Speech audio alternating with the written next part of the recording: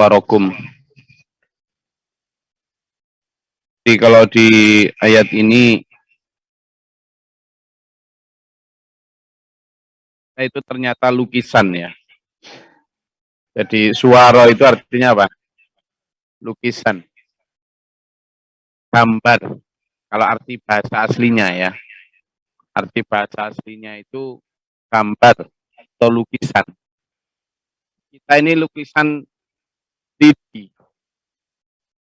atau 4D ya, dimensi. Ya bagi Allah mudah ya.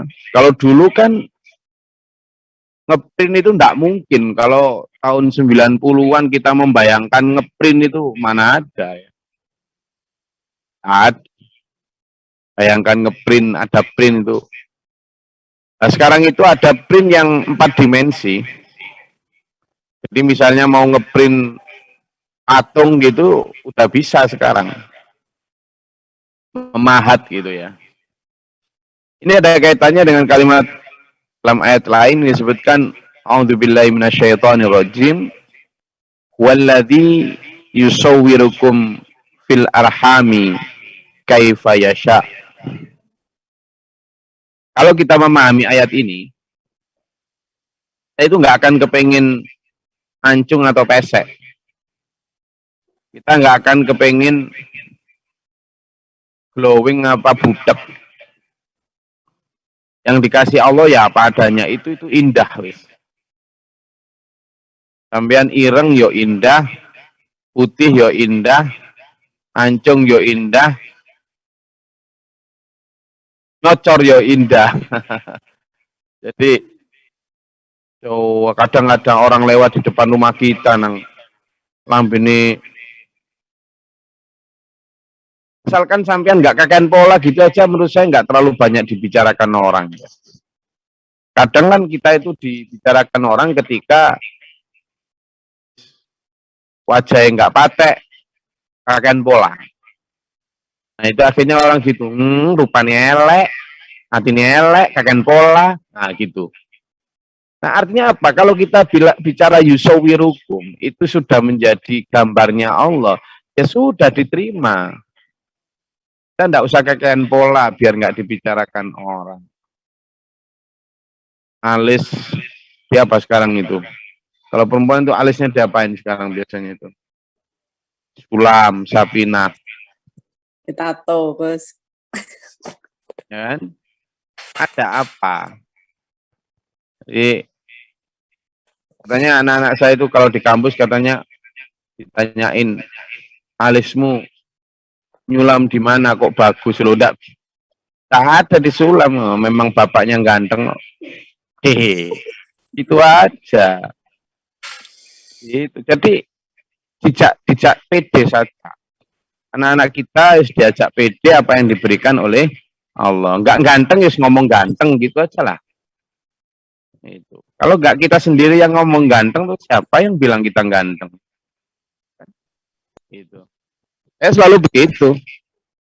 Dulu ketika di SMA itu katanya enggak ada orang yang, padahal saya kalau ngelihat foto saya waktu SMA itu hitam, kawecil, liteng gitu.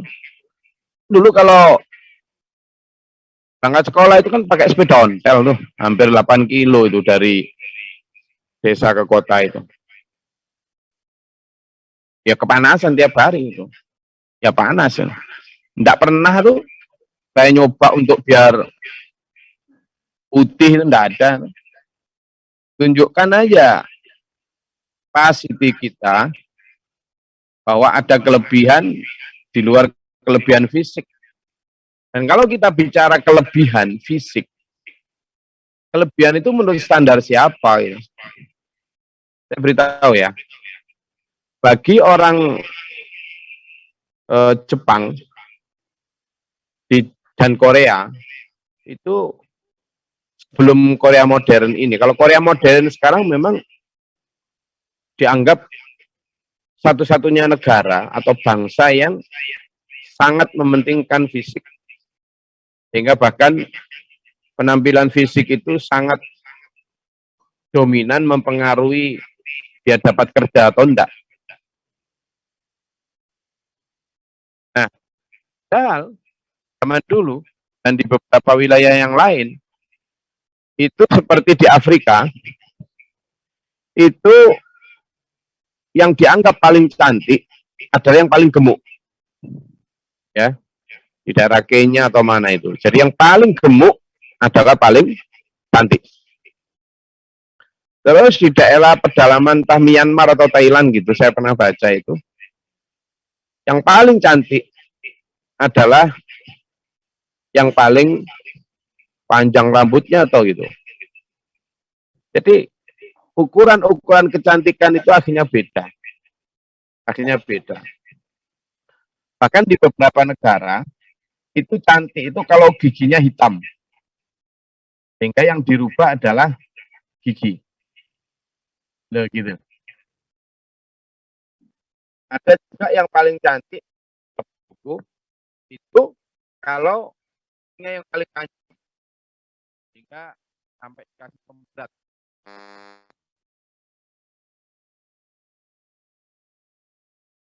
Ya, ketika Allah disampaikan di sini, wasawwarakum, lalu fa'ahsana suwarakum, lalu Allah memperbagus rupamu,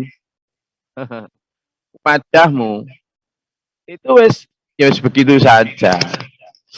Ingat loh ya, di dalam hadis jelas, barang siapa yang merubah-rubah ciptaan Allah bukan karena alasan yang baik, dia nanti akan dapat siksa Allah di akhirat.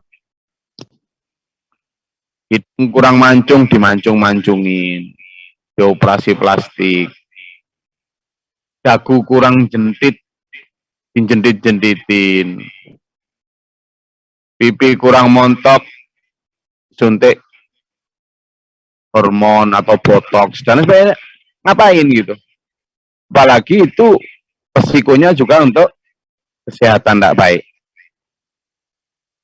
Di luar itu semua, kalimatnya jelas. Wa ilaihi masir. Wa ilaihil masir. Sampean semua akan kembali kepada Allah. Kalau sudah begitu, dulur, ngapain di aneh-aneh itu? Ya. Laku. Sampean yang laki-laki ya laku, yang perempuan ya laku. Kalau memang sudah jodohnya ya tetap aja. Hitam ya dapat, putih ya dapat. Banyak. Jadi, maupun putih bukan ukuran laku atau tidak. Gitu ya. Nah, percayalah, fa'ahsana suwarakum. Nah, cuma standar ahsana ini loh yang harus dirubah ya. Bagi orang Afrika, orang-orang bule itu jelek. Secantik apapun mereka. Mau Katy Perry, siapa yang sekarang dianggap cantik? Di Salma Hayek, siapa lagi?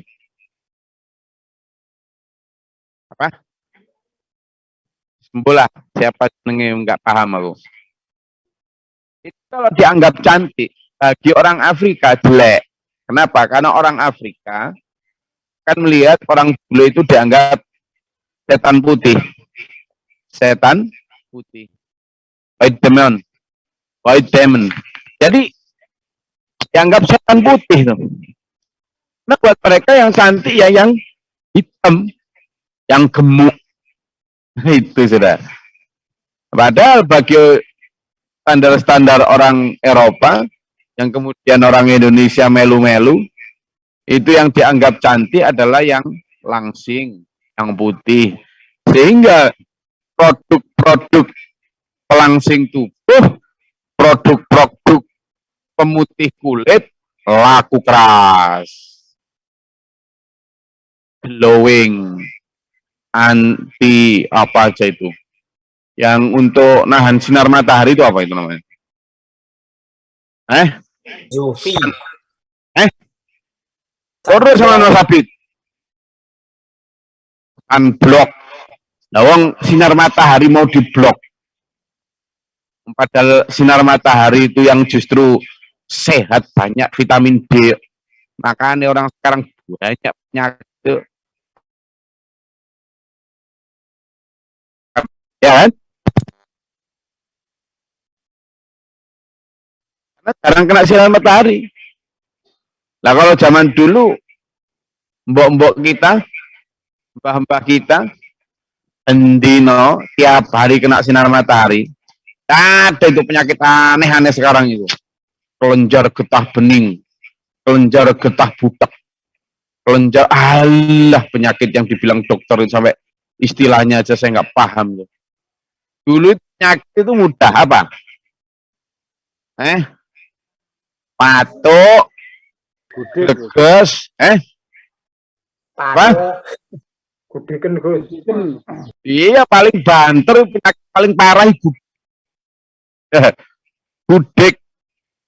Nah gudik wis mbokono kok digawe karena memang gudik gimana wong memang campur sama lumpur apa segala macam, tapi nanti ya sembuh-sembuh sendiri. Gitu. Nah, menunjukkan bahwa ternyata imunitas tubuh itu karena kita bersatu dengan Allah. Dan orang dulu juga nggak terlalu banyak memperhatikan penampilan. Dan justru orang dulu itu yang diperhatikan adalah akhlak. Bagaimana tepo selironya dengan tetangga, dengan itu. Jadi justru jauh lebih inner beauty yang diperhatikan. Nah, kalau sekarang enggak, udah ikut-ikutan sama artis Korea, gitu loh. Nah ini yang harus kita kembali kepada kalimat Allah ini. Fa'ahsana suwarakum. Allah yang memperbaiki rupa kalian. Bali kayak memang terlahir sumbing atau terlahir cacat apa yang memang masih bisa diupayakan, tidak apa-apa. Kayak misalnya dulu ada salah satu anak jamaah itu yang terlahir tanpa rongga mulut. Di atasnya ini ada rongga mulutnya sehingga mengganggu antara pernafasan dengan makanan. Nah, yang kayak gitu, kalau jika itu bisa dioperasi dan menyelamatkan dia, itu oke. Tidak apa-apa itu. Kita tidak sedang seperti mengoreksi cetakannya Allah, enggak. Tapi memang dikiaskan kepada ikhtiar berobat. Itu. Ya, misalnya tentang cangkok hati, cangkok jantung, atau transplantasi mata, dan lain sebagainya. Bukan untuk biar tambah lebih cantik atau apa, tetapi memang kebutuhan kesehatan. Nah itu bisa, tidak apa-apa. Ya, tidak apa-apa. Tapi kalau tujuannya itu riya, tujuannya itu untuk sudah nggak ngapa-ngapain tapi biar tambah cantik, biar tambah ini, yang masuk dalam salah satu hadis, bahkan ada seorang ibu yang bertanya kepada Rasulullah, waktu itu anaknya itu kayak kena penyakit panas kabak gitu, lalu khawatir rambutnya rontok, ya ingin menyambung rambut, memakai wig dan lain sebagainya. Kata Rasulullah, yang menyambung dan yang disambung nanti di neraka. Itu menunjukkan ancaman ya, bahwa jika tujuannya adalah tujuan riya, tujuan bukan karena biar sehat atau apa, maka itu yang dianggap merubah ciptaan Allah. Jadi hati-hati ya, terutama ini memang di akhir-akhir ini tuh menurut saya standar ahsan, standar cantik, standar ganteng itu memang di blow up media, di ini kan, di apa, selalu ditulis, diucapkan baik oleh para artis, oleh para ini di media, tujuannya biar itu menjadi standar umum antara cantik dan tidak cantik itu begini. Lalu produsen kosmetik, produsen barang-barang itu menggenjot produksinya. Wah, laku dah. Apalagi yang dipakai untuk bintang iklan, ya orang-orang tertentu, artis-artis tertentu. Nah, sebenarnya ujung-ujungnya kita adalah korban dari produsen. Nah, terus apa yang nggak boleh? Beli bedak? Ya boleh, rek. Ya boleh lah. Apa nggak boleh beli kincu? Ya boleh. Asalkan bukan untuk biar cuantik, biar dilihat orang itu loh. Gitu loh. Kenapa? Karena saya juga berdasarkan surat An-Nur, coba baca mulai ayat 30 sampai 31, 32 itu. Di sana jelaskan, janganlah engkau menampakkan perhiasanmu atau menampakkan sesuatu agar dilihat orang. Yubdina zinatahunna, kata. Kenapa? Karena itu akan menarik perhatian orang. Lah kalau dikiaskan ke situ, maka kalau kita berdandan agar menarik perhatian orang, nah ini yang termasuk dilarang. Tapi kalau misalnya sekedar biar tidak kusem, biar citra kita sebagai muslimah, sebagai ini itu ya tidak terlalu buruk, tidak apa-apa. Tapi kalau sampai untuk menarik perhatian orang, hati-hati. Yang sampean tarik perhatian itu mesti laki-laki tuh. Kalau dia laki-laki sampean itu belum nikah, maka non-muhrim. Kalau sampean sudah nikah, ingat, suami sampean lah yang lebih berat untuk sampean tarik perhatiannya dengan kecantikan sampean, bukan orang di luar di jalanan sana. Ya. Jadi maka atau apapun yang untuk membuat kita lebih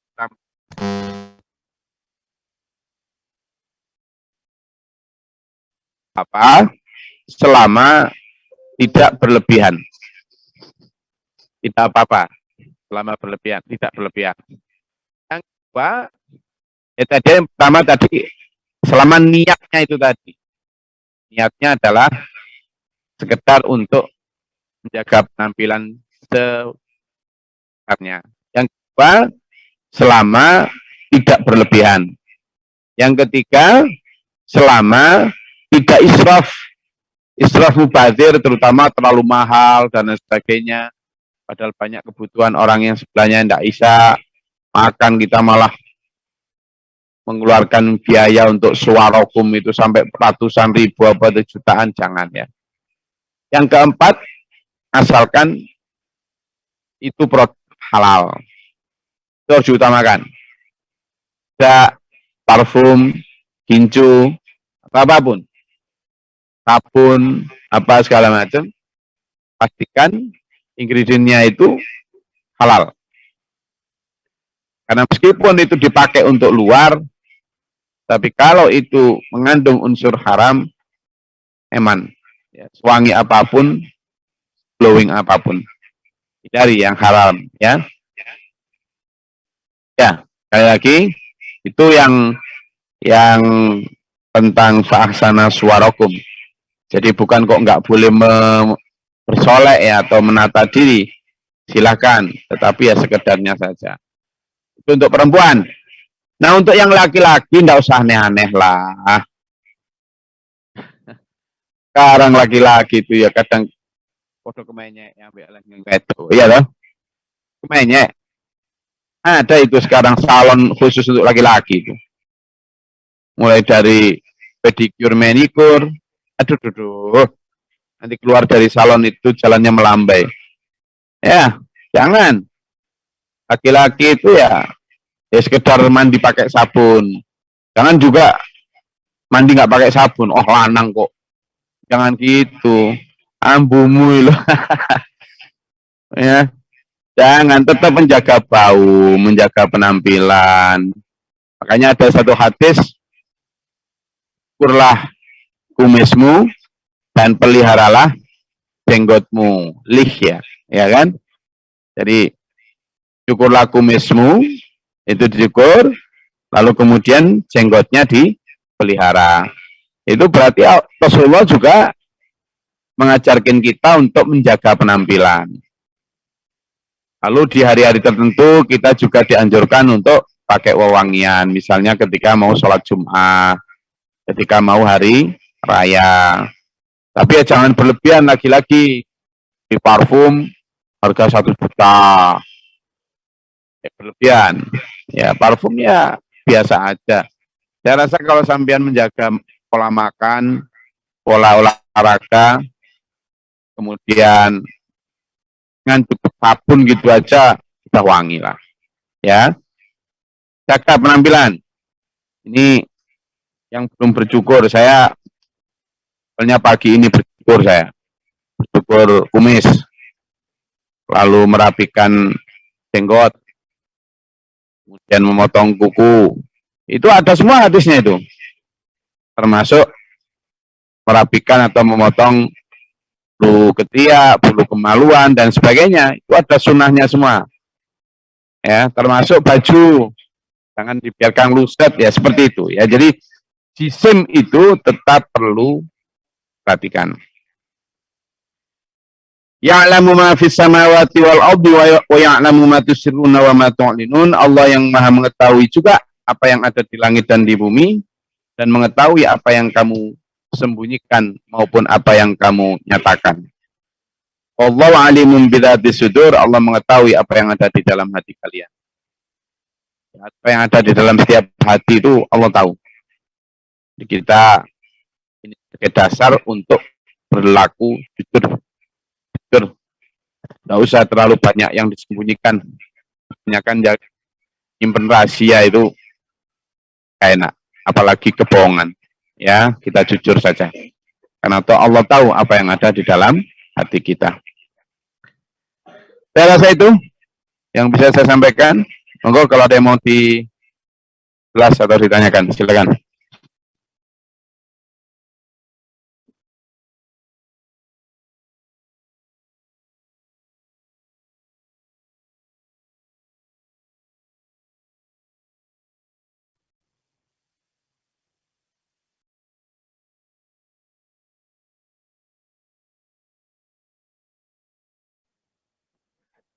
Cintanya Gus, Ya, silakan. apa boleh seorang perempuan itu menggunakan wangi-wangian Gus? Matur suwun. Apa boleh hukum perempuan menggunakan wangi-wangian? Ya kalau sebenarnya saja, kalau kadang ada toh wangi-wangian yang memang diarahkan untuk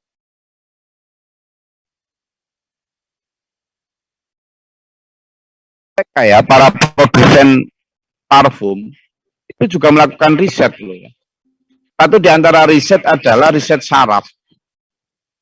Jadi penciuman itu kan langsung terhubung ke saraf ya. Maka mereka bahkan menciptakan formula parfum yang itu ketika dihirup akan langsung mempengaruhi saraf, termasuk menumbuhkan syahwat. Jadi ada parfum-parfum tertentu yang memang kalau orang mencium itu yang tersentuh adalah syaraf syahwatnya. Makanya dalam beberapa iklan itu kan ditampakkan ketika laki-laki pakai parfum itu, kemudian perempuan otomatis kantil segat ikut semua. Atau baliknya, laki-laki perempuan memakai parfum tertentu, kemudian laki-laki itu jadi kayak gimana gitu. Yang seperti ini haram ya, karena udah jelas arahnya kepada kemaksiatan. Maka kalau yang namanya parfum atau apa, ya sekedar menjaga agar tidak baunya mengganggu orang lain. Apalagi kalau berjilbab atau bertutup aurat penuh itu kan perempuan kadang cepat berkeringat ya, cepat berkeringat. Maka untuk menjaga agar tidak terlalu bau itu dengan wewangian. Tapi ya tadi sekedarnya saja dan halal dari bahan-bahan yang tidak najis dan sebagainya. Saya kira tidak apa-apa ya. Misalkan tidak untuk yubdina zinatahunna tadi. Hah? Oke. Coba dibaca itu dalam surat An-Nur ayat 31 dan Al-Ahzab ayat 59. Bagaimana nanti kita kiaskan agar mana menarik perhatian orang intinya ya. Baik parfum maupun pakaian, cara berdandan itu arahnya ke sana. Ada lagi? Gus. Mau nanya mengenai hukum produsen sekarang, Gus. Kita hampir semua individu itu sebagai produsen, Gus. Ya contohnya mungkin ada yang jual bakso, bagaimana promosikan baksonya supaya laris, bagaimana pakaian orang jual pakaian supaya pakaiannya juga laris gitu. Dan dia ada trik-trik tertentu. Itu seperti apa hukumnya? Gus? Kayak tadi kosmetik dia menjual dia iklannya seperti itu dan sebagainya. Maksudku. Ya, jadi itu ya sah-sah saja. Promosi produk itu tidak apa-apa ya. Memang cuma sekarang yang alhamdulillah sekarang kan medianya aja, caranya saja yang beda. Zaman dulu ya tetap aja ada promosi, bahkan zaman Rasulullah ya mungkin tetap aja promosi. Saya jual ini, siapa yang mau beli? Sama aja toh. Cuma kalau sekarang itu diposting di media sosial dengan macam-macam strategi agar dagangannya laku dan sebagainya. Tidak apa-apa selama tidak memakai cara-cara yang bohong, menipu, ya, dumping dan sebagainya. Karena di masa Rasulullah juga ada yang model dengan cara menipu. Jadi promosinya ini gandum bagus. Maka yang ditampakkan itu yang di luar, yang jadi sampel itu yang bagus-bagus. Tapi ternyata yang di dalam karungnya itu gosok. Nah yang kayak gitu yang tidak boleh. Jadi yang buat display itu bagus-bagus, tapi begitu sudah di packing ternyata nggak seperti yang di display. Nah promosi yang seperti itu yang dilarang. Tapi kalau selama promosinya sama yang dijualnya itu tetap sama ya, nggak masalah ya, sama, nggak apa-apa. Oke. Lagi?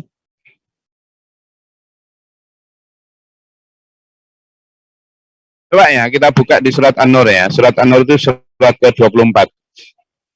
Surat An-Nur itu surat ke-24. Di sana jelas ya. Bahwa para perempuan yang beriman agar mereka menjaga pandangannya, melihara kemaluannya, dan janganlah menampakkan hiasan di situ yang dimaksud adalah aurat. Ya. Wala yubdina, janganlah menampakkan zinatahunna.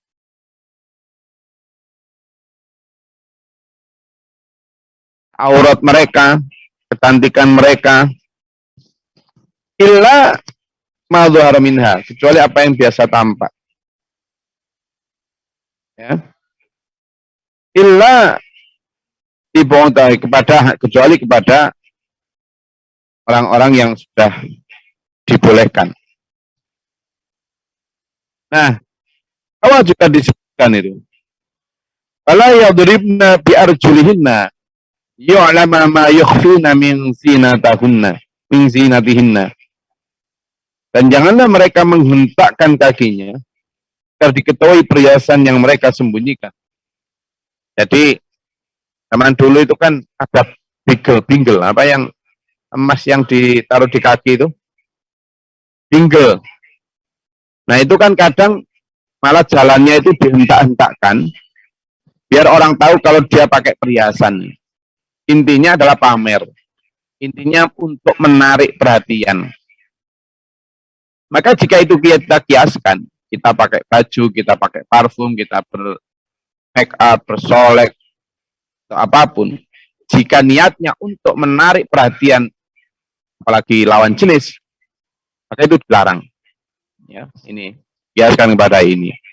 Karena itu ayo jaga sikap kita, laki maupun perempuan, bahwa kalau ayat tadi menyatakan Allah lah yang fa'ahsana suwarakum, Allah lah yang memperbaiki, memperbagus, mengganteng, mencantikkan kamu, maka apapun yang diberikan Allah itu, ayo kita standarisasi sebagai